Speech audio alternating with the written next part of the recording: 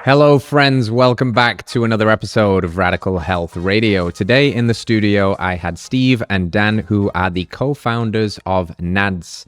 NADS is a organic cotton underwear company that is fighting back against the forever chemicals and the endocrine disrupting chemicals in much of our conventional lycra, moisture wicking, dry fit kind of clothing. This is a really fascinating conversation. I learned a lot about the effects that our clothing can have on our systems.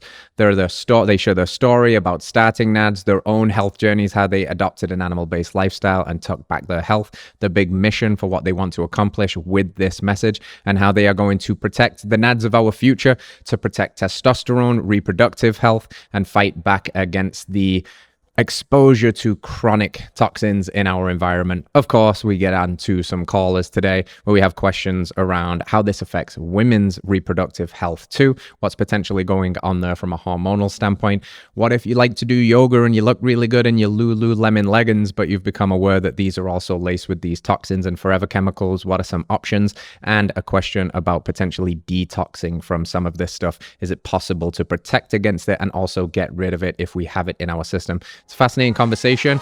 Let's get into the show.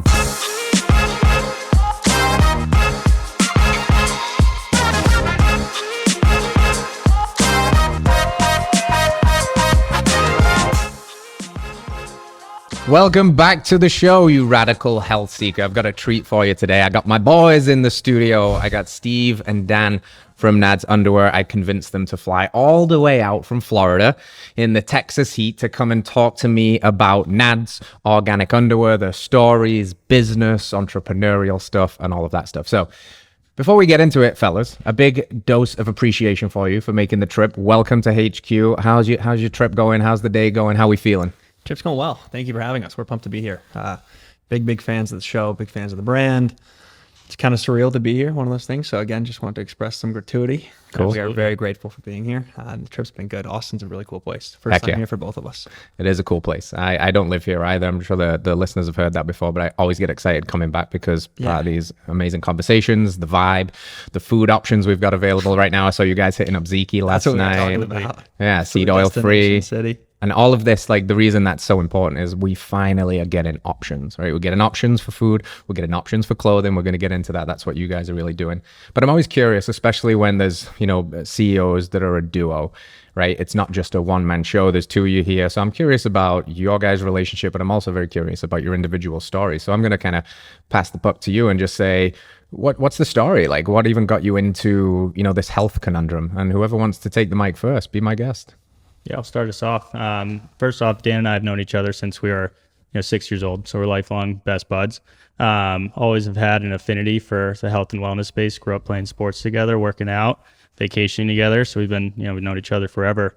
We split up when college came around and went our separate ways. And then, we started kind of rejoining and joining forces again. And we actually worked together out in California for a little bit, did some solar work, but when we were out there together, we kind of put our heads together and like, all right, we need to start something of our own. And then I'll obviously let Dan tell his part of the story, but 2 years ago, I finally stumbled upon Paul Saladino and I got hooked into the animal-based diet, started going down all the rabbit holes, taking the supplements, and changed my life from a health and wellness standpoint. I started sleeping better. I started having better energy. Just everything just kind of started aligning itself with the diet. And then, you start looking into ways to decrease toxicity in your life. One thing leads to another. You start looking at body soaps, you're looking at cookware, you're looking at your bed sheets. And then eventually, you're like, all right, well, what am I putting on my body on a daily basis? And realize that the clothing we're wearing, polyester, all these different synthetic fabrics are just terrible for the skin. Your biggest organ on the body is your skin, absorbing it all day long. So, Dan kind of reached out to me. He was definitely the beginning force on the idea. He's like, I have this idea for organic cotton underwear business. And we kind of sat on it for like 2 months. And then we were like, this is the idea. We're going to run with it. And then we joined forces. We started cranking away at it. And here we are. Let's go. Yeah.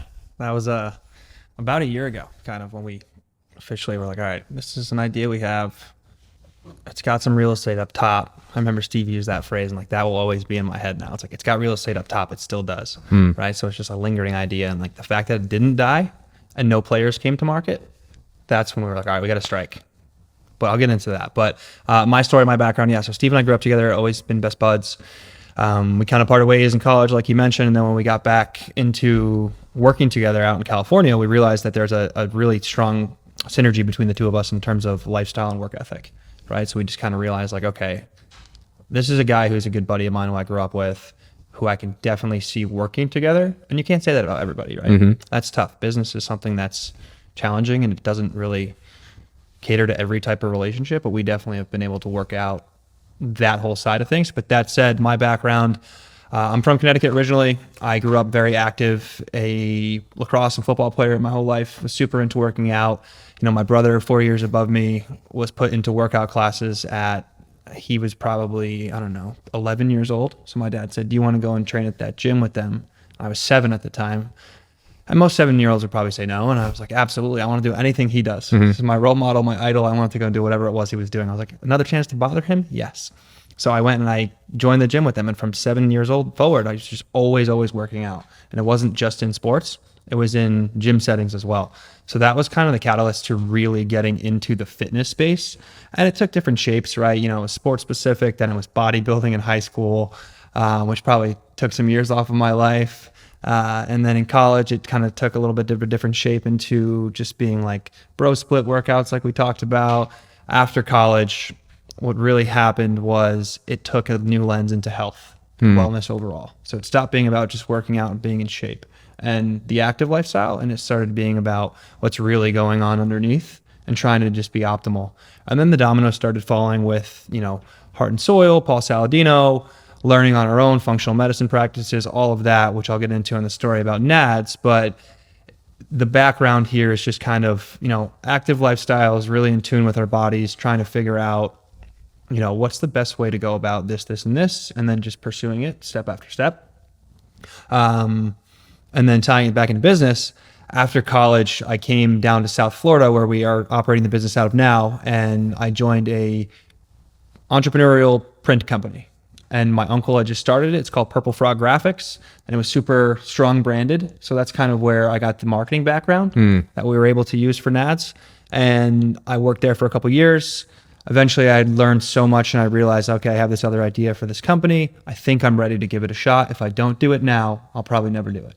So then finally kind of jumped off the proverbial cliff. Steve and I joined forces, and we launched the business we soft launched it in December of last year. And kind of really kicked things off in February of this year, February, March. So cool. Yeah. I think you described a lot of our people's journey, which is like there's something that's the red pill for you guys. It was exposure to Paul and the animal-based messaging. For me, it was prior to that, it was like Mark Sisson and gluten, grains aren't good for you. But then once you've opened Pandora's box, there's unfortunately no turning back. You know, you start to realize exactly what you were saying, Steve. It's like, I'm thinking about what I'm putting in my mouth, and now I'm thinking about what I'm putting in my body. And you draw that out over a long enough timeline, and you guys are like, oh, there's an opportunity here. And I like what you said about jumping off the cliff, because I always think about this term, the leap of faith. Yeah. It's not a leap of guarantee. There's not a leap of safety. There's a leap of faith. You got to trust that you got something, that mental real estate that you guys spoke about. There's a famous quote from Rumi. He said, leap and the net shall appear. He didn't say leap because the net's going to catch you every single time. You got to trust first. You got to take that leap of faith. So what was in you? You said, like, you know, when this idea came, like, what was in you that gave you the trust and the confidence to take that leap of faith? Because nothing's a guarantee in this world. You got to risk it for the biscuit. What's like in you guys personally and professionally that was like, yeah, we got to do this? You said, if not now, when? Or I might never do it. So what was the catalyst? What was the real motivation? I think having a competitive background, knowing that in a situation where if my back's against the wall, I'm going to swing. Right, being in that corner. And it was kind of a spot in my life last year where I was feeling a little bit aimless. I've been in that position where I was working for a couple of years. I'd been in South Florida for a couple of years. Things had gotten a little bit stale, a little monotonous. And I was trying to finally figure out what it was I was, quote unquote, supposed to be doing, right? Like, what's my mission? What's my purpose? And I was struggling with that as a man and as a business person too. And this idea popped up, and just the energy around it in my head for a couple of weeks was different than anything I had felt. So that was kind of the thought of, okay, this is a real opportunity. It's an idea. We sussed it out. There's definitely a hole in the market. But then the combination of that and saying, if you're going to leap, the net shall appear. It may not appear right away. You may be falling for a while, but at some point it's going to appear. Yeah. And whether or not it's appeared yet, that's a different story, right? But at the end of the day, I'm a firm believer in the advice of bet on yourself. If you're the type of person that can take that advice, right? Obviously, everybody's different, right? Some people work better in situations where they're surrounded by a bunch of other people and teams, and everybody is probably stronger in a team. But at the end of the day, that self-reliance is something that's never been omitted from my life. I've always kind of had that, like, if everything hits the wall, I'll be okay. I'll be able to figure it out. And then with that, taking that into business, that's when I was like, okay, this is something that we'll figure out. We don't know the answers right now, but we'll figure it out. And then there was a slight bit of hesitation with it. But then when I talked to Steve, having two people like that, it's kind of like, okay, I'm betting on us over anybody else. If anybody else is going to do this, then we're not going to be able to do it, or we'll be second to market or something like that. So then having the duo behind it just made it way more concrete in the mind. Steve, I was going to ask you that, and I think Dan answered it a little bit. I was curious whether he pulled you into this vision and sold you on it, or you're also of a similar philosophy, and then the combination of these two forces just make you a bit of a powerful force. What's your story there? Exactly. So I was actually, before I moved to California, prior to that, right out of college, I was working in a finance corporate job, and basically my buddy gave me this opportunity to kind of run my own business out in California to start solar. And my parents were like, this is the worst idea, biggest mistake you'll ever make. Just didn't listen to anybody's advice and just kind of took it and went for it. And it was one of the best decisions because it was just kind of another step forward towards exactly what we're doing now, which is building a business together. Like Dan said, we're best buddies and we have a very similar mindset. Also very different thinking patterns, but at the same time, Dan and I always like to joke that we agree on everything all the time. So it's worked out awesome. But yeah, there's never going to be the exact right moment for anything in life. And if anything ever lines up that perfectly, it's probably too good to be true. So you just kind of have to take that leap of faith, like you said, and just go for it. Heck yeah. You both kind of alluded at something. I say, like, all humans, I feel like we chose this, and I feel like there's something we get to offer that's uniquely ours, that's uniquely our gifts. Nobody else could do it like we could do it because they're not us. And men in particular seem to be purpose-built creatures. And what you described of kind of feeling just a little bit lost, even sometimes when things are going well, is a feeling you can't shake. And it sounds to me like you didn't have the idea of NADS so much as the NADS idea had you. Like, it sunk its teeth into you and it was like, oh, this is the thing. It feels different. Right. So one of the things I talk about a lot is alignment, head, heart, and in this case, balls, the courage to do it. You can have all the strategy. Spot on. You can know it's true. You can feel it. But if you don't have the balls to have the courage to go for it, you don't actually take the leap of faith. And it's just an idea. It's just mental masturbation. It's just a cool thing that, eventually fades into the dust. So now we arrive at this ball thing in the conversation. It's interesting. NADS is a term we use in England a lot to describe the balls. When you say my NADS, everybody knows what you're talking about. Not necessarily so in America, right? Because I had a sticker on my water bottle at the gym the other day and someone was like, I love my NADS. What is that? Is that what I think it is? And I was like, it's exactly what you think it is. So now we're on to the topic of we've put our balls on the table and we've arrived here. Like, NADS, we know, we've teased it. It's an organic underwear company, but tell us the NADS story now. Tell us the vision, tell us about some of the dangers around, toxic clothing, and just, the floor is yours. What is NADS? So it started kind of when I moved down to Florida in 2018, right? I had this seemingly awesome life on the external, and I was active. I was eating clean. I had a good job. I had fulfillment and passion for what I was doing in my life. I had a great apartment, living in sunny South Florida. Life was seemingly awesome, right? So at the time I was 22 and I was going to be 23 shortly thereafter. And when I was 23 years old, I had this kind of aha moment where I'm looking on the outside, looking in at my own life, thinking, oh, this is so great. But internally, I was struggling. Every single day I was riding this energy roller coaster.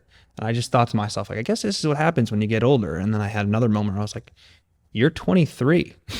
You're not older yet. It's like, this can't be the norm. So conventional doctors, typical medicine, I never got any answers from. Right? And it was to the point where it had a hold on me, right? So I would wake up in the morning and I'd wake up tired. You know that feeling where you wake up and you're like, I did not get a good night's sleep. I'm now tired for the whole day until I sleep again. That was just perpetual shade of gray I was living in.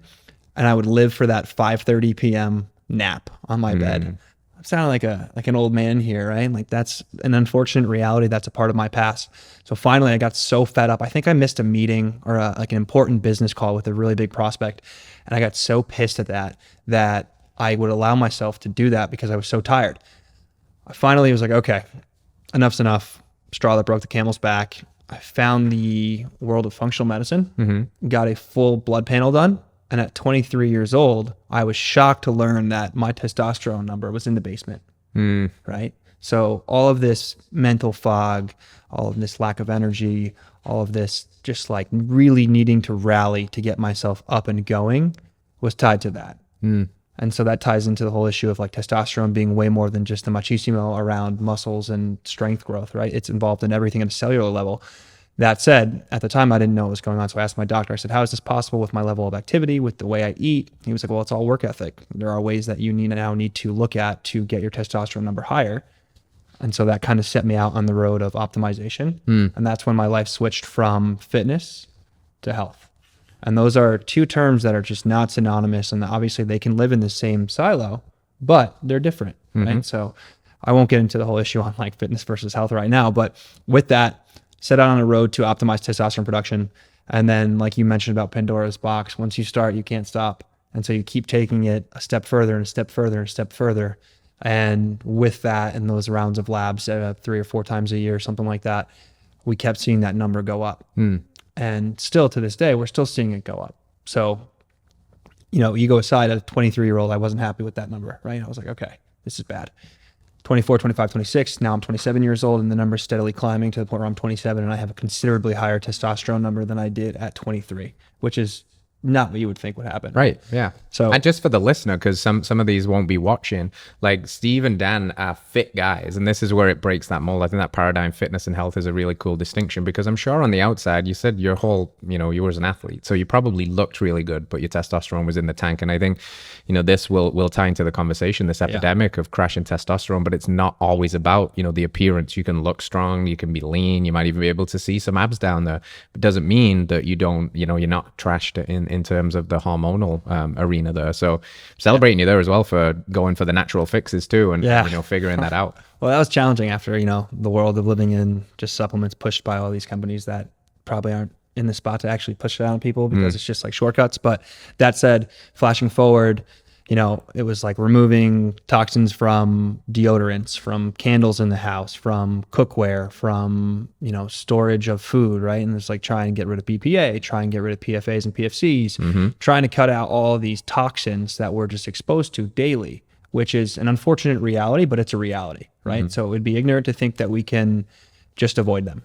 They're literally everywhere. They're in everything. So how can we start to make choices that might cost a little bit more money up front, but will yield massive results in the long term? And so now it's been a couple of years of that compounding, and I'm starting to see the impacts on my health, and things are the trajectory has been north, which has been great.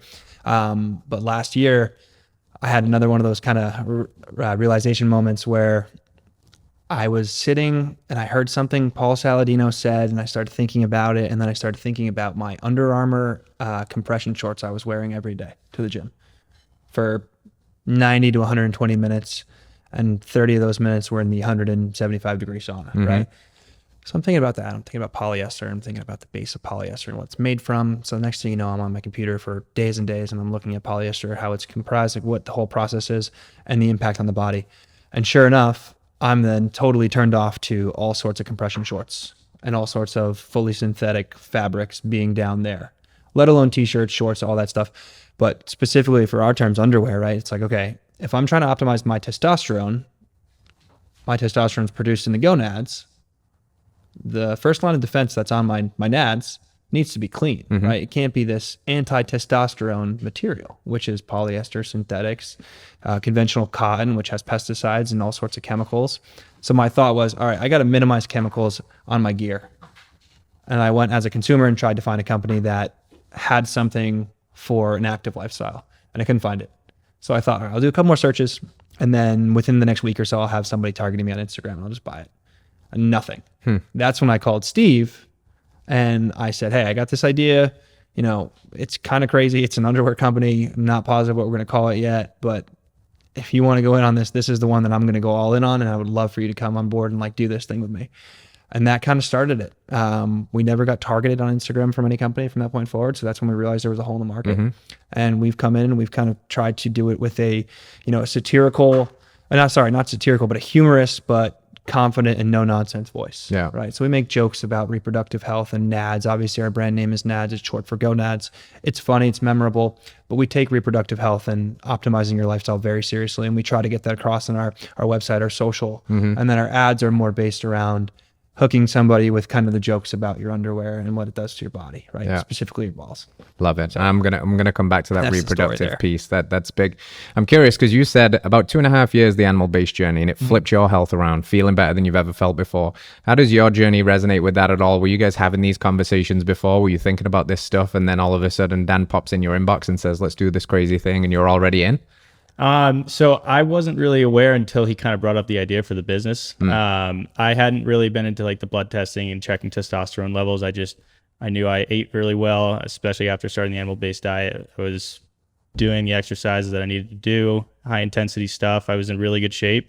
But yeah, no, Dan kind of broke the ground when he came up with the idea. He's like, this is what led me to this. And I was like, well, I'm already on board with anything that's non-toxic. So it was just kind of a no-brainer. The flip switched, and that was kind of it. The rest is history, as they say. Now we're going to change the world of underwear forever and save some balls in the process. I love it. So game plan. Let's get back to the real elephant in the room here, because there is, like you said, a very real emerging body of evidence and literature suggesting, at least, that these conventional polyester style clothing, think moisture wicking, stretchy, dry fit, Lululemon, like all of these brands, like the stuff that is admittedly very comfortable to wear, right? And has all of this, clothing tech, but it comes with risk. Like, what are the risks that you've explored here? What are you finding out about these compounds? What are they doing to testosterone? What are they doing to fertility? Is there actually any reliable evidence we can look at? Is there, a thread we can pull on here to learn more about this stuff? Sure. So in short, the best way to summarize the whole thing is that conventional apparel in general has been found to be loaded with endocrine disrupting chemicals, right? And then underneath that EDC category, there are different types of these volatile organic compounds and inorganic compounds, right? So, PFAs and PFCs, perfluoroalkyl substances and chemicals and compounds. And then you have, which are also known as forever chemicals, right? And then you have phthalates, right? Everybody knows about those at this point. Very bad for the body. You have BPA, you have PVC, all of these chemicals that shouldn't be, definitely not in the body. And then we're coming to find out they shouldn't be on the body either. Right? So we started diving into that. And if you ever head to the website in our references section, our blog posts, we actually reference the science around these things a lot. And we get that question a lot, right? Well, where are you getting this information? There's been tons of studies, right? So there was a study done, I think it was done in 1992. There was 14 guys, and it was an observational study done around them, and they were monitored for 365 days, and they were wearing a polyester scrotum sling. For those of you who don't know, the scrotum is the ball sack, right? So they're wearing a cup made of polyester on their nads. And with that, I think it was 180 days into it, all of these men became azoospermic. So it means that their ejaculate didn't have any living sperm inside of it, right? So it's essentially saying this is working as male contraception, right? So what happened was, and not to fear, I spent years and years and years wearing polyester underwear. In the end of the study, I think it took 80 to around 120 days where all of these men's levels, testicular size, sperm motility, everything normalized. And most of these guys ended up going and having children with their partners, which was a big part of the study as well. But the summary, I remember the last line in the study, it says, it's like, in short, polyester sling is a safe, inexpensive, and efficient form of male birth control. Wow. So when I read that, I thought to myself, okay, I don't think I'm trying to have that happen with my underwear, right? And if you're wearing boxer briefs, which are more compressing, which are actually the most popular style of underwear out there, that is essentially kind of like a polyester scrotum sling, right? So that was the thought there. And like, that's one of the biggest studies. And there's been tons of other ones that you can find in the references section on our site that have pointed to this being a legitimate scientifically backed issue. And that's when we kind of knew, all right, this has some urgency to it. Yeah. Right. There's real grounds for this. This is a mission, not just a business. Yeah. And with anything, like, you know, the research has to start somewhere, and I'm sure it will grow. And I'm sure parts of this movement will encourage it to grow.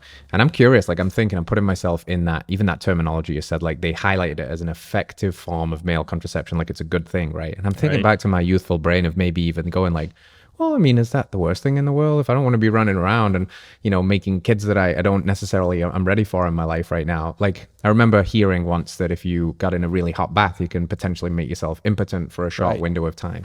So you're essentially saying that they are saying if you wear this stuff, it can make you infertile. But some people might be like, it's not that big of a deal. You said it comes back, you know, that's good. It lowers the risks or whatever. But I'm sure that's not the only issue. Like, what else is going on with this stuff? Yeah. So I'll dive into this a little bit more. It started as testosterone optimization. And then once Pandora's box was open, we realized what else was going on, right? So these chemicals have been found and these materials have been found to cause all sorts of issues in the human body, right? Testicular cancers, azoospermia, right? Infertility, erectile dysfunction. Certainly there's the decrease in testosterone. But with all of these, the reproductive system, reproductive health is tied to everything else, right? So that's like that concept of testosterone going down. It's not just about muscle and strength gain.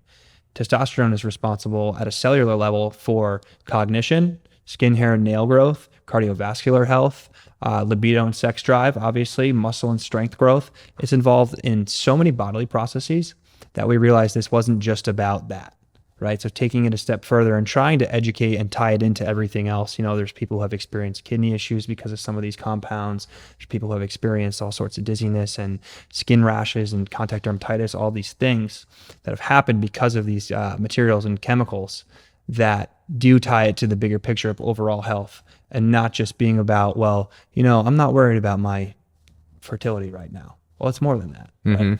Your reproductive system is impacted as a whole, then the overall system is impacted as a whole. Damn. So what else are we learning? This is fascinating. What else are you guys digging into? What are we uncovering here? Like, how big of an issue is this? I'm guessing it's pretty bloody big. You know, everybody's wearing this stuff, right? What's going on?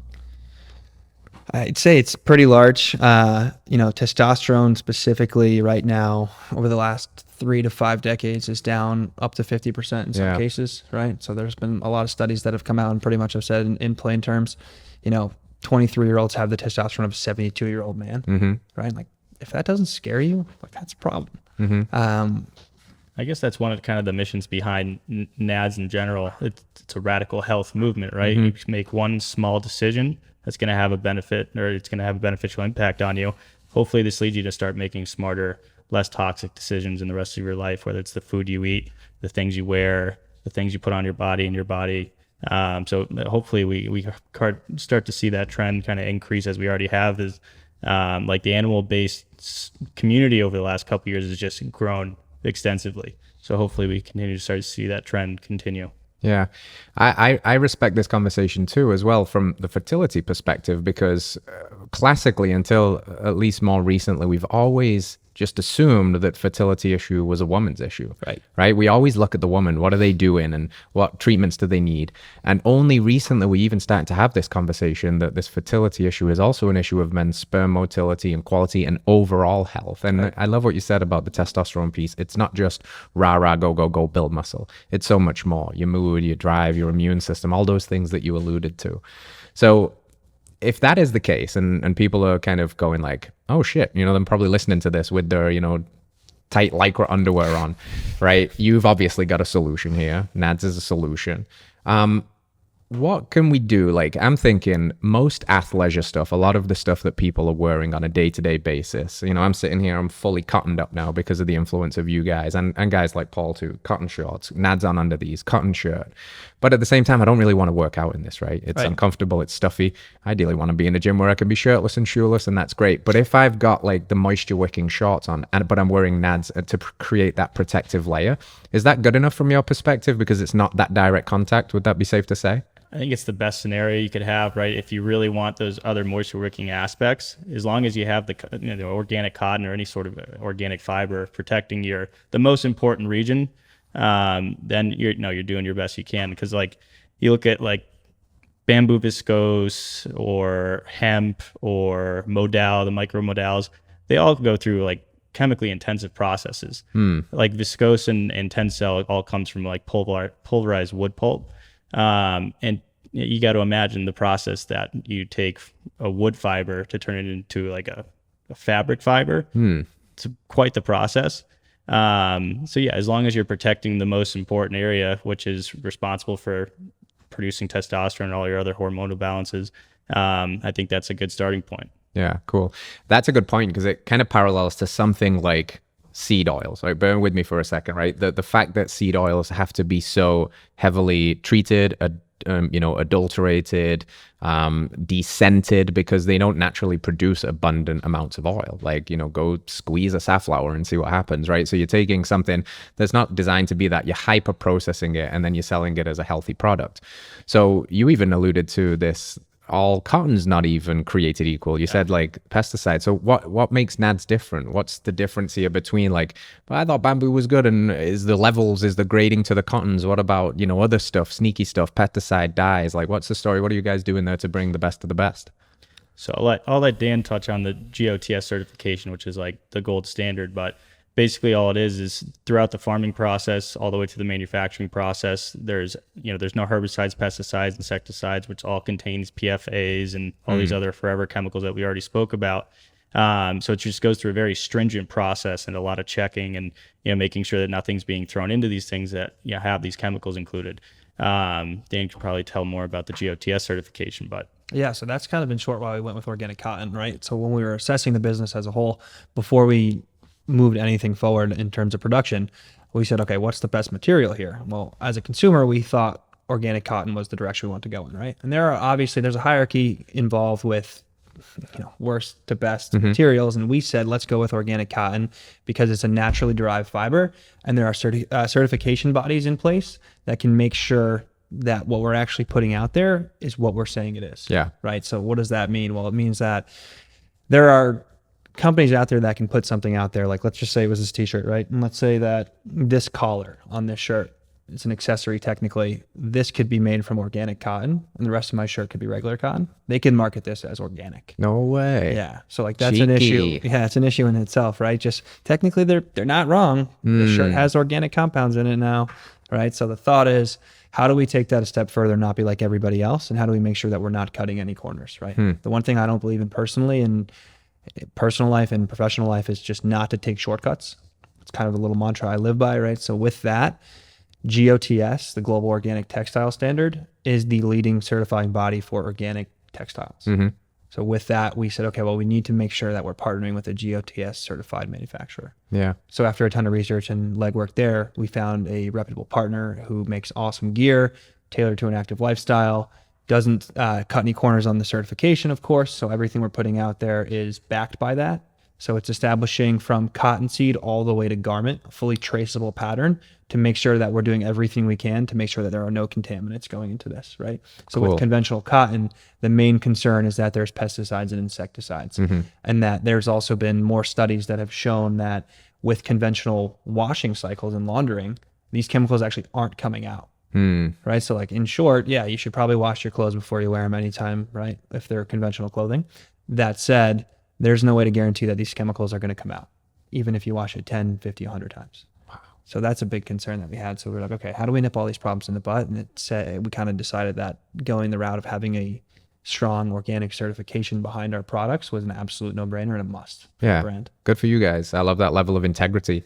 And I am guessing that comes with its own challenges. Cost, quality, it raises that. And I think, something that you've always got to consider when you're bringing anything to market is cost. I think the kind of people that are thinking about protecting the NADS are probably already a little red pilled into things like the quality of food, and maybe they're okay spending a little bit more here. But how's that something you've been able to square the circle on? Like, where does NADS stack up to? Like, what the refined processed food of underwear? Like, what is the refined process? Is it like Hanes spandex in Walmart versus like NADS organic cotton? How are you guys like striking a fine balance there between getting this and also like managing logistics around pricing and sourcing these high quality materials? Yeah, I mean, Dan did a lot of the vetting process, finding different manufacturers, actually testing the quality of the garments and the actual cotton itself. But it's funny because you'll see on, someone will post on one of our ads on Instagram, be like, I can go down to Walmart and get a $2 pair of cotton shorts. Realistically, it's probably like 50% cotton, something else. Yeah. But even if it's 100% cotton, there's a 100% chance that it's not organic cotton, and they're missing out on the point itself.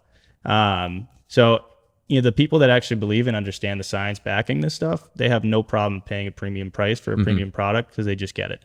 Obviously you have your keyboard warriors online that are going to do what they're going to do, and that's just what it is no matter what you're doing.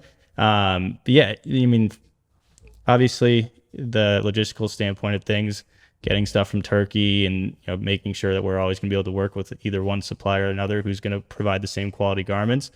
It's all part of the game. Wait, you guys aren't actually sewing the underwear yourselves now in your apartments in Florida? Okay, cool. Yeah. Yeah, that must have been another thing because you guys didn't come from a clothing background either. So like I was fascinated to learn this piece about the collar. Like what other things have you had to learn, these little nuances of the industry or just scaling, logistics? What do you find a textile factory and all of that? Like what have been some of the cool, interesting, challenging things on this journey? That's so funny. So this whole business happens for the most part on the computer. Yeah, right. Right. So I say that the last year of my life, I've probably taken off 10 to 15 years of my life by being on my computer so much. And I am okay with it if I get to help other people and help them with their health and wellness. Right. So with that, a lot of that journey in the beginning was just tons and tons of research, trying to figure out, one, how do we find a clothing manufacturer? Hopping on Google, literally that question. And then be like, okay, that's a little bit of progress. How do we find an organic clothing manufacturer? So it's like when you look at the pool of clothing manufacturers in the world, let's say it's this big, and then you look at the pool of like strictly cotton. It's like, okay, you're here. And then if you look at the pool of like underwear specifically, you're narrowed down. Men's underwear is even tighter. And then it's like, okay, what about organic cotton men's underwear? Your pool is so tiny. And then even from there, one more step forward, what about certified organic cotton men's underwear? It's like, all right, now we have a very small pool to choose from. And being a startup without having achieved economies of scale, it's very hard to get these people to respond to you. Right? So they're less inclined to want to work with a brand new company because it's obviously a bigger risk. It's a smart business decision for them. But at the same time, you take a big risk, it could be a big play for you in the long term, right? We live by that. So with that, we had a handful of suppliers we reached out to, and we got in touch with a couple. And then eventually we had the prototype sent to us of a couple of different styles, and then we workshopped them. And through that process, we kind of learned the ins and outs, at least at the ground level of the apparel business and what sampling and what some of the terminology was, how the actual business side of it works, learning about importing and exporting, learning about trying to actually handle logistics behind fulfillment once things are ready, learning about accessories, all while keeping in mind we can't do things the regular way most big companies do because we have a certification we need to upkeep. So it's way past the garment itself, right? Packaging has to be taken into account. The process of actually farming it, the actual fabrics themselves, everything from seed to garment, like I mentioned, is taken into account, which makes it a logistical challenge, especially for two guys who don't have experience in the apparel space. That said, we talked about this before. It's like when that mountain's in front of you, how do you get to the peak? Well, you don't worry about the peak just yet. Your first step is this, and then you're gonna put the other foot in front of the other, and you keep it going. And eventually, we're a year into this thing, and we've got organic garments for men, a couple of different styles, a couple more on the way. And before you know it, you kind of just are a little bit more well-versed, and we're not experts by any means, but we're students of the game, students of life, and we're just trying to figure it out and put the pieces together as we go. I love it. Yeah. Everything's figure outable, especially with an internet connection these days. It sounds like you guys are doing that. But you said something there, and I want to touch on this and hear your perspective on it because it is a big risk. It was a big risk. I'm sure you've got a lot of skin in the game, a lot of sweat equity, a lot of time. You're all in. What has that taught you about you as a human? Like, what's it forced you to confront? What has it taught you about life? Like, I believe everything is our teacher, right? And if you're going to go all in on something like this and it really goes like you want it to, it usually costs twice as much, takes twice as long. It's going to bring out your lower self. You're going to be like dealing with all kinds of stuff. What's been some of the things that you guys have had to work through either in your relationship, because you started as best buds, and I guess sometimes business can either strengthen that or destroy it. What has it taught you personally? Has it forced you to confront maybe some limiting beliefs? And what's it just taught you about life doing this? Yeah, I would relate back to what you just said. Everything's figure outable. So like every time there's a hiccup in the road, one, it's always going to be an opportunity to just kind of grow, either whether it's as people, as business owners, as friends, whatever it is. There's always a way to push on, whether it's a business hiccup, right, or a personal hiccup. There's just always opportunity to grow from that. So I guess one of the biggest takeaways is just like, stuff's going to happen. You can always make it work in your favor if you're willing to be unrelenting and unwavering in your goal and decisions of what you want to do. So it's been a big confidence builder for sure. Yeah, I would say that on the relationship side of things, we have a good working relationship and a good professional or personal relationship because we're kind of no nonsense straight shooters, right? And with that, whenever there's an issue, if there is an issue that comes up, I remember there was one situation that I'm thinking of right now where we were outside of the gym. We had just been in the sauna. We were talking about something. We disagreed on it. And we came outside of the gym and we were like still not to a resolution. And it was like, all right, we're not getting in the car until we're just face to face and we're talking this thing through to a solution. Came to the solution very synergistically and it just made sense. And it was like, that's how we kind of handle all of our problems. If there's an issue, face to face, let's talk through it and figure it out. And like those uncomfortable conversations are uncomfortable for a reason because they're going to lead to growth. So they're going to improve us as men. They're going to improve us as businessmen. They're going to improve the business and the brand. And at the end of the day, right now, that's the most important thing is keeping NADS and the mission for the people out there, you know, at center focus for us right now. Yeah. But with that, on the struggles and the triumphs of growing the business and figuring it out from 0 to 1, a lot of sacrifice, right? Friday nights, Saturday nights in, when everybody's out doing their thing as young people, it's, you know, heads down looking at things that, quite frankly, a year ago, I never thought I'd be looking at, right? And now I wouldn't have it any other way. And I'm not sacrificing as much currently because we've now gotten this thing to a little bit of a bigger point. But those first 8 to 10 months of this thing were just an all-out sprint of just trying to figure out different things. And it was like, I had this joke where it's like, what is entrepreneurship to you? Well, entrepreneurship is a checklist of things. And just when you think you're going to get through it, it gets 5 times bigger. More and more problems come up, which call for more and more solutions and more creativity. And with that, and with a good partner and a good team in place, you can do anything. Yeah. Right? Just keep digging in and digging in and digging in. And the difference between an idea that I've had in the past and this is that we haven't stopped at anything and we keep going. Even if it seems like there might not be a solution, we keep going until we figure it out. And every time it works out. Yeah. That's very cool. Yeah. I always say there's no growth in comfort and no comfort in growth. I love that. And you've got to get comfortable with the uncomfortable. Exactly. And I think it's huge to have someone you could do it with. Like I've been kind of like a one-man band for a little while, and you know, it's cool, but I think competition is really powerful. You know, that lone wolf mentality can only take you so far. And I'm glad that you guys are mature enough, you know, to not strangle each other, to hash it out, to figure it out. And I'm sure as those challenges grow, there'll be times where you're going to butt heads, but 2 heads are better than 1, as they say. How do you guys think your dynamic works, like in terms of what roles you've started picking up and who's yin and yang and in certain areas, and how do you balance each other out? Yeah, it's pretty funny touching back to what we were just talking about, like 2 seemingly like alpha guys, but for some reason we're always able to come to a solution on something one way or another. Dan definitely started and took over with the marketing and strategy brain because that's kind of his background. I fall into the more financials and the operational, but at the same time, like we're both wearing the same hat. It kind of feels like we're all doing everything. We definitely have our more niche areas of the business, but that's how it's kind of laid out. Cool. What's next? Like, I know you were saying like we're kind of still in 0 to 1, but you've also got a big vision. Like, what's the big vision? What's like the, you know, they talk about a BHAG goal in business a lot, big, hairy, audacious goal. Like we joked, kind of change the future of men's underwear. Is that as big as this goes? Like what excites you? What keeps you getting out of bed in the morning, ready to attack this thing? I would say that right now it's underwear. Yeah. Right. People have asked if we're limited to underwear because of the brand name. We say absolutely not. I don't think really limitations exist with anything. So with that, we're starting with men's underwear. The trajectory, we're not attached to any one trajectory by any means. We're kind of just putting, like I said, one foot in front of the other. I think the big overarching picture is that we want to make organic apparel, specifically organic activewear, more accessible to people. Cool. Right? Men and women. Right now, it looks like men's underwear. We've made some strides this year with different styles and colors, which has been great.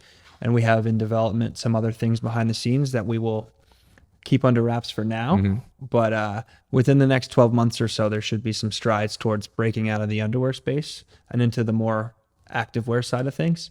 And the whole point of this is that we want to just make comfortable, high performance, sturdy gear accessible. So like we talked about, we actually have options, right? It's like, not everybody needs to buy this, but we want to make sure we're putting forth an option that people like and that works. It's strong, sturdy, reliable, comfortable, and it looks good. And there's a cool brand around it. Heck yeah. Right? Yeah. We were chatting before we hit record as well with the intention piece. Like I said, HILA is one of my personal mantras, the high intention, low attachment. Yeah. Like you said, not fully attached to any one, path up the mountain. Like you said, there's a big mountain. How do you climb it? It's the first step, but you also got to, the map is not the territory. When you get halfway up, you realize, oh, the path is closed and now you got to veer around here, and it'll sometimes take you where you never could have imagined. And if you're too rigidly attached to the game plan, you end up probably getting in your head too much. So I like that. Just show up every day, live the mission, breathe the mission, put out good stuff into the world, trust that you'll, one purchase at a time, one piece of content at a time, one conversation at a time, you can cause a pretty big ripple effect. So we're going to, in a second here, we're going to bring some callers on the line, but I'm curious, like I said, again, for those watching, you guys are fit, you're healthy, you've been on your own health journey, you live in this message, you're both like, fully into the animal-based diet. What is it that you guys really prioritize, if you could like boil it down into some tangibles personally for each of you to prioritize your health, stay grounded, stay clear, stay productive in your own lives whilst you have this monster in front of you of building a business of impact? Yeah, something that's been huge for me, I've been on my meditation journey, I'll call it, over the last like 2 or 3 years. So I meditate daily, anywhere from 20 minutes to an hour, try to do it first thing in the morning. That's been huge for maintaining a sense of equanimity within the body, especially with all these moving parts with the business, because it's a full-time job. So meditation, without a doubt, obviously being in the gym as often as possible, which is usually at least 6 times a week. And then just proper diet. Those are a pretty perfect triangle for maintaining, the perfect lifestyle. Love it. Yeah, I would say I probably overcomplicate a lot of things in general. And that's why we have a good partnership, is he balances me out. There you go. It's like, all right, come back down to earth, buddy. But for me, obviously, diet and nutrition's always been such an important thing, right? And like lately, it's taken more of the animal-based shape, which has been great. I've seen massive strides in my health and wellness because of that. Exercise has never been something that, has been needed to be looked at as like a focus, just because it's been as much of a part of my identity as brushing my teeth and taking a shower. It's part of the day, right? No matter what, it's part of the day. It's just who I am. I need it. I don't do it for the aesthetics. I don't do it for the social interaction in the gym. I do it because without it, the fog up here is just too much. Right? Yeah. It's like, it's kind of that release that I need. So like, that's always been such a pivotal part of everything. My meditation practice is part of my life. It's probably not as big a part of my life as I'd like it to be. There's always room for improvement there. It's funny. I used to supplement so heavily with different things, trying all these different things at once. And now my entire philosophy is that less is more across everything, right? So in the business, if we can undercomplicate it, we will. In my personal life, if I can undercomplicate it, I'm striving to do that. And in my health and wellness, less is more, basically just eating foods from the earth, trying to be as close to the earth as possible in every way, right? So like walking around barefoot, being barefoot in the gym. I'm shirtless most of the time in South Florida, right? Just wearing cotton shorts all the time. Things like that, and just trying to remain centered. And just at the end of the day, when I get to those moments where I do get overwhelmed, right? There are times where I get overwhelmed. I was getting overwhelmed on the way in here, not because of the podcast, just kind of life stuff, right? I remember that this isn't about me, and it's not about Steve. It's about everybody else out there, and that the mission is more important than the individual, right? So it's like, check your ego at the door. And when I kind of refocus and recenter with that, it brings me back down to earth in a way that is calming and grounding. And I think that's important. Yeah, I love it. There's that old quote, I'm sure you've heard it, a man with a strong enough why can endure anyhow. Yeah. Anchored to the mission, anchored to the purpose, not necessarily asking, how do I feel? It's more asking like, what's required? Like, how do I need to show up today? What's required of me? Right. And I actually like your reflection on the simplicity piece. From a business perspective, it's often said simplicity scales, fancy fails. But I think we can apply that to a lot of our lives. We can micromanage a lot of these inputs, get really in our head. We was talking a little bit off air that you've been able to find more of a balance in that journey? You know, like a few years ago, you were super, almost too rigid. That I've been there before. I would call it the unhealthy obsession with health, where like you're so rigidly attached to health that you've actually stressed yourself out so much that it's not healthy anymore. You stress yourself about stress, you're going to get more stress. Exactly. Yeah. And I love that you guys, you know, weaved in meditation there. I think that's really cool. I think it's especially cool to see men sharing that. I've been a meditator for 6 or 7 years, and it's kind of seen as like a, you know, a soft practice, and there's a time and a place for this message of discipline and go and get after it and all of that stuff. And we love that too, the exercise piece, but this time to really carve out intentional, you know, curious inquisitiveness about the nature of our mind, breathing, clarity, you know, calling things in, creating peace with what is. I think that's really cool as well. So thank you for sharing that, guys. Yeah, that's a good way to summarize that. We'll drip this in at the end of the call too as an extra, but we talked on air about getting our listeners a code for, you know, trying their own first pair of organic undies. And by the way, it's in just for the men. I was telling the guys, my wife steals these, and now I'm looking for them. I'm like, I need to buy more because she's wearing them. So is it cool to say that Radical Health Radio will get our listeners a cool little discount over at the website? No absolutely. Question. Sweet. And what's the website? It's nadsunder.com. So for those of you who are listening, it is NADSUNDER.com, short for underwear. Nads cool. Under. Right. We'll get that in the closing as well to the show. But before we do that, we're going to actually talk to some callers on the show, which is always fun. So we've got Mo, we got Ben, we got a couple of callers. Are you with us? Let us hear some questions for you, and then we'll riff on it and we'll see what we've got for you today. All right. Hi, I'm Mo, and I'm really happy, first and foremost, to hear at the very end there that NADS are also for women. So that's exciting. Yes. I've got 2 questions if there's time. First one for the lady listeners, because my background is in teaching yoga. And so I have all these people that come to the studio. They're really concerned and, you know, health conscious. And yet we are wearing the same type compression athleisure wear that you mentioned that men are also wearing. So I know even for me personally, I'm trying to figure out like what's going to stay in place and what won't show sweat. And that leads to like the worst ingredients of the pants. So I was wondering if you could speak a little bit of how these endocrine disrupting fabrics impact women as well, because as we all know, women also have testosterone, even though we don't have gonads, but we also need healthy levels of all of our hormones as well. Sure. Well, Mo, thanks so much for calling in. It's great to meet you informally here over the phone, but you're spot on with that. And we just went after the male market just because, you know, we have that background in it. We can speak to it more and there's more of a hole in the market. But you are 100% correct in the fact that in yoga pants specifically, this is a massive, massive issue, right?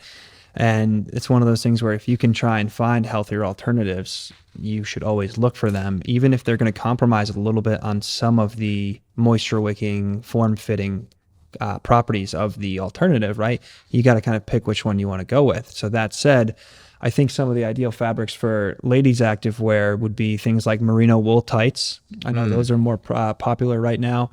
There are companies out there that do have some organic cotton activewear for ladies. You'll probably have a better time finding them than we would trying to find men's activewear. Yeah. Right. So there are definitely companies out there that specialize in doing organic activewear. I think a simple search for organic activewear online will yield you probably a couple of good solid results. And then unfortunately with, you know, a lot of these companies being in the e-commerce space may take a little bit of back and forth with trial and error on what's your preferred fit and style, because they're not as form fitting for everybody. Right. And we're seeing that with the underwear. And to your point, while we do sell underwear for men, a lot of ladies love the boxer shorts for lounging around. And to your other point about, you know, the reproductive system and males versus females and having that be impacted differently, it's just as much of an issue with women as it is for men. Our reproductive system sits on the outside of our body, so it's a little bit differently. It's a little bit more prevalent to have that exposure. But that said, your skin's making contact with whatever it is you're putting on it, and it's absorbing everything you're putting on it. So with that said, you're still absorbing those, you know, those volatile organic compounds, the PFAs, PFCs, the phthalates, all that. So it's just as much of an issue. And ladies actually have been, I've seen in studies that have shown to have more probability of having things like yeast infections, skin infections and rashes down there because of their underwear. So there are definitely some options out there for you to check out. It's probably a little bit easier to find them for ladies than it is for men. I think that probably answers your question. Yeah, that was cool. Yeah. Sorry, Mo, I didn't want to interrupt. I was going to summarize and invite you back on for part 2 of the question. Yeah, go for it. Well, basically what I was going to say is I think if we get, differentiating the male impact versus the female impact, I think we just know that these chemicals that are leaching through the skin and into the system at a very kind of grassroots understanding are causing some kind of oxidative stress, some kind of inflammation. And as we tie that to the backbone of like the reproductive system and hormonal health, we've got to remember something like fertility in women is a state of abundance, right? The body that's chronically stressed, leached of minerals, just rampant state of oxidation and inflammation is not necessarily going to manifest that signal of abundance to recreate, to have a healthy balance of these hormones. So at the very least, I don't know the differences necessarily between the male and female physiology and direct impacts, but I'm pretty confident in saying the less of this toxic load we can carry, it's probably a good move. Yeah. And Mo, did we get both of your questions? You had a second part? I did have a second part actually, and this kind of pigtails off of your question about your own clothing, Steve, that you were asking about wearing. For the men in my life, my brother, my husband, and even my father, who's a cyclist, they often wear the compression shorts, especially my dad, who is older. He's not looking to have children at this point, obviously, but as an avid cyclist, that is the uniform for cyclists, or those compression shorts. And even for other athletes who are younger, I see buzzwords like, compression shorts are great for circulation and recovery and things like this. So for those who are looking for those benefits of the compression shorts, can you speak to any alternatives of ways to get those benefits for like recovery and circulation, not even necessarily in clothing, but just other options? Yeah. Love that question. You want to take this one? Yeah. Okay. So we kind of started this because of the need for more organic activewear for ourselves. And with that, it was trying to phase out literally compression shorts for men. Polyester, nylon, spandex, all these 100% synthetic materials have negative repercussions on health. And that's the crux of the entire business that we started, right? So the idea behind the brand was we wanted to make something for athletes, for active lifestyles, and that's kind of how we settled on the boxers and boxer briefs and the fit that we made. So in short, this isn't a product push by any means, but our boxers and boxer briefs, the main active line that we call them, they are designed for an active lifestyle to where that base layer that you're putting on your body is super important. And candidly, they're not going to be as tightly knit as a compression short, right? But that said, like we mentioned before, you've kind of got to pick which one you want to go with, right? Mm-hmm. If you want to make sacrifices and, if you want to look super, super aesthetic in Lululemon leggings, you're probably not going to look as aesthetic in something that's made out of organic cotton because they're not going to have that chic look, right? So you've kind of got to decide what you want to do with it. That said, we did design our underwear specifically for athletes, and then we've pushed out of that into a lifestyle line as well, and that's called the Ball Natural line. And those are less catered to an active lifestyle, but our boxers and boxer briefs are specifically tailored to an active lifestyle. So I think that would be a good solution for the men in your life. And then that said, trying to take it even a step further and diminish the whole thought of complacency, we will be launching something very soon. I won't get into too much. That will be probably a better solution to the question that you're asking. What a tease. Yeah. So what a tease. Keep an eye on that on our social media, which is at NADS Under, and we will be doing a product drop probably within the next 3 to 4 months, cool. Specifically for athletes even more. Cool. Yeah. Sounds pretty good. Anything to add on that one, Steve? We feel like, yeah, cool. And then, Mo, thank you for calling in. Those were great questions. I think as well as we're having this conversation, the guys just nailed it there. But as well, if you're talking to athletes, then focus on what's really important to athletes, which is often touching on what they want, which is like recovery or muscle or fat loss, and helping them understand that whilst the clothes might be better form fitting and it might suit the the Lycra gang on the bikes or whatever, that they actually might be doing themselves a disservice from recovering if they've constantly got to deal with detoxing from these pretty nasty things, and they're lowering the testosterone, etc., and not getting the results that they want to. So you can take a multi-pronged attack approach on that one. So thank you for calling in, Mo. Next up, we have Ben from Ohio. Ben, what you got for us? Hey, guys. Thanks for taking my call. This is actually the second time I've talked to you. Talked to you with Paul Saladino in the first episode, and it's kind of what led me in my journey of being better health because I have hair loss. But anyway, My first question to you guys was, how long do the toxic chemicals from bad underwear stay in your system? How long does it take to remove them completely? You guys kind of hinted on 120 days to kind of get back into normal sperm reproduction, but how long does it take for those chemicals to get out? So awesome question. Thank you for calling in. I think that's unfortunately a loaded question because it's hard to pinpoint where your sources of exposure to these chemicals are. And right, in 120 days on the polyester compression sling on the scrotum was a very specific situation. Unfortunately, we're so wrapped up in chemical abundance right now that detoxing, unfortunately, is a very tough reality. So in entirety, I'm not sure exactly what there is we can do to give you a very specific answer on that question. My short personal answer on it is that in every area of your life, if there's a spot where you can make a slightly significant change, I would opt to do it, and it's going to impact the system overall as a whole better. That said, 2023 in America, just in the world in general, I don't think there's a 100% toxin-free life. I think their forever chemicals are called forever chemicals for a reason, unfortunately. It's a sad reality. I think detoxing from them, while not impossible, might be unlikely. So that's kind of where we come at it with the mindset of, let's try and attack every area we can with healthy solutions and keep pushing that agenda along across the board. And then through that, hopefully the prevalence of them in our systems will start to diminish as well. In the clothing arena, is polyester the biggest offender here? It's kind of a mix. It's like you have the risks associated with every type of fabric, right? Right. So you have the fabrics that are composed of synthetic materials, literally derived from things like petroleum, petrochemicals, and they have their own risk factors. And then you have things that are natural fibers like cotton and hemp, and they are then treated with nasty agents that then host their own risks, right? So at the end of the day, everything falls into the whole endocrine disrupting chemical kind of umbrella. But then within that, underneath each of them has different kind of tiers of risk associated with each type of material and such. Cool.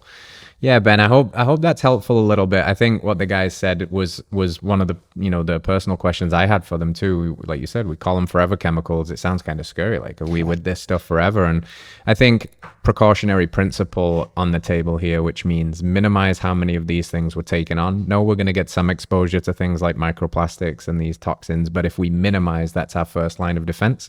And then in terms of detoxification, well, if that can work, maybe, then how do we do that? It's deep cellular sweating. It's things like the sauna. It's supporting our elimination pathways. It's proper hydration. It's taking good, healthy poops every day. It's supporting those things. It's micronutrients to support the organs that support elimination and assimilation and digestion. So I hope you've got some ideas there, Ben. We're all in this together. We're all a little bit toxified. So we're doing the best that we can with the tools that we've got. But thanks for calling back in the show. I'm wondering how you're doing now, Ben, aside with the journey. If that was the first call with Paul, that was a little bit ago. So how's this animal-based lifestyle been treating you? Fantastic. So I started in March. My hair loss has kind of stopped. I haven't noticed any more new patches, and I'm starting to regrow some hair, so that's fantastic. I was on vacation last week, so I decided to kind of splurge and kind of feel how my body would react to adding some foods like pasta and pizza and that kind of stuff, and it went horrific. Like I felt like I had, by the end of the week, my body felt like I had the flu. So I told my wife, like, I'm going back and I will be on a animal-based diet probably for the rest of my life. I mean, I felt that significantly worse just in a week that it's not worth it to me. So, yeah. But it's been fantastic. So it was a leap of faith, and it was nice to actually go into that animal-based diet and feel better. Good for you, Ben. Good for you. The pain teacher sometimes got to kick our ass to teach us the lessons, right? And sometimes that junky food will do that for you. So I appreciate you, Ben. Thanks for sharing your story, and keep just getting healthier. Go get yourself some NADS too. Protect those balls where you can. Thanks for calling in, Ben. Thank you. Fellas, that's pretty much it. I mean, we're going to close the show with anything that's still on your heart and mind that wants to be shared. Of course, we'll reshare those links and where people can go to find your social media and your website. But a little bit of an open invitation to say anything that wants to be said right now. Is there any closing thoughts? Is there any closing statements? Is there anything you want to tell the world? Deliver. I think high level summary of something that is always kind of on my mind is that we are an underwear brand, but we're in the business of inspiring healthy choices. Underwear is our product for now. We're probably going to expand. That said, we're not trying to do everything, right? And like, that's one of those things that people have asked us a lot about. And with that comes the notion of we're going to do our part to do what we're doing the best we can, and that we need to inspire other people and other brands to do their part as well. Cool. So if we can have this big synergy between brands of all pushing the same overall wellness and health agenda together, and everyone's doing something like organ supplements, underwear, active wear, lifestyle wear, grass-fed beef, like every type of brand that's for purpose like this should kind of all exist in an ecosystem where we have all these cool brands doing their own part, where we actually finally have options as consumers. Love it. Yeah. Love it. Anything to add there, Steve? No, Dan kind of hit the nail on the head. Just keeps making small daily smart choices towards a cleaner lifestyle, and everything will work out. I agree. We need each other. We're kind of fighting the final boss of ill health, from big food to big clothing to big whatever. Yeah. It's a little bit of a war out there, and collaboration beats competition. I never thought I'd look two men in the eyes and say, thank you for looking after my balls, but thank you for looking after my balls. Thank you for all the balls that you're going to save from these PFAs, these forever chemicals, for keeping those NADS healthy, for keeping the women healthy in the future, and these exciting things that you teased us with today. So where are they going to check you guys out again on Insta? On Instagram, it's at NADS Under, and then the website for the store is nadsunder.com, which has our blog as well. Okay, cool. And a cheeky little Radical Health Radio discount code for you to pick up some NADS for either yourself or for your lady, so she can relax in some non-toxic underwear too. Thank you, fellas, very much for coming out. Hope you enjoy the rest of your time. We'll see you next week, fam. Peace. All right, friends, thanks for tuning in to another episode of Radical Health Radio. We got a fresh new podcast for you every Wednesday. If you enjoyed the show, consider liking, subscribing, reviewing, and rating us on your podcast platform. It helps to spread this message of radical health. We'll see you next week.